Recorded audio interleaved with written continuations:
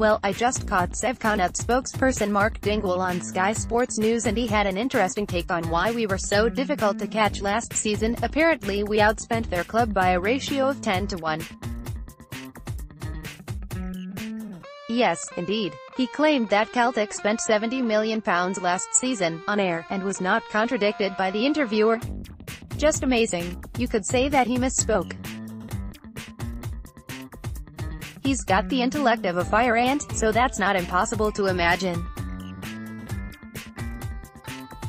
But you could, equally, make the case that what he was actually doing was trying to mislead people into thinking the gap's even bigger than it is, and that we bought success last season like some club run by a rich sugar daddy.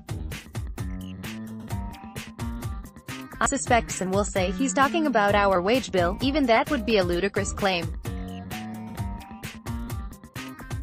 It came to around £52 million last year, which is a huge number but well within our ability to budget.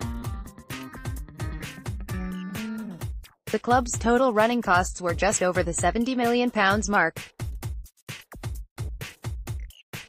Dingwall is a clown, of course, as everyone who's followed his story over the years is well aware.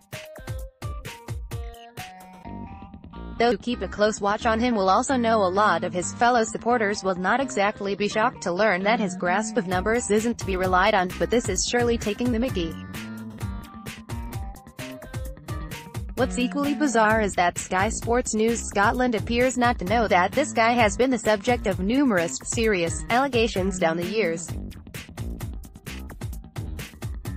In fact, since Scottish football sports writers are in the business of trawling back through ancient history looking for dirt, perhaps someone at Sky can explain why they are giving a public forum to a guy whose fanzine was regarded in 2002 as so bigoted and sectarian that it was banned even from the environs of Ibrox itself, at a time when their fans were routinely up to their knees in other people's blood. Even today, he's been at it. Is he obsessed or something? Dingwall is one of the chief prosecutors of this conflict of interest story involving the chairman of the SPFL. Others include Keith Jackson and the equally repulsive Derek Johnston. But anyone who wants to dig a little deeper into Dingwall's own background will quickly find there are one or two similar tales about him out there.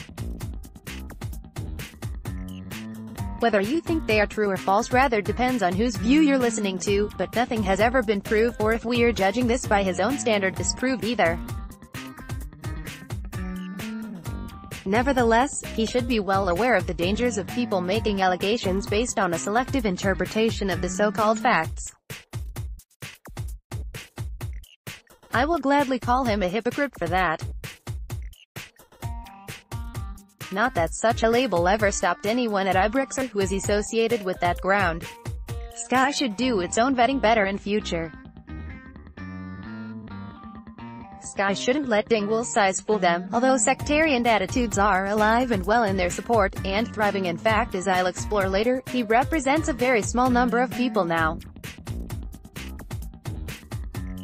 Indeed, many in their ranks positively loathe the guy. But hey, he got his face on the telly today, as the face of the Sevco support. To talk absolute tripe. To assert that we had outspent his club by more than £60 million.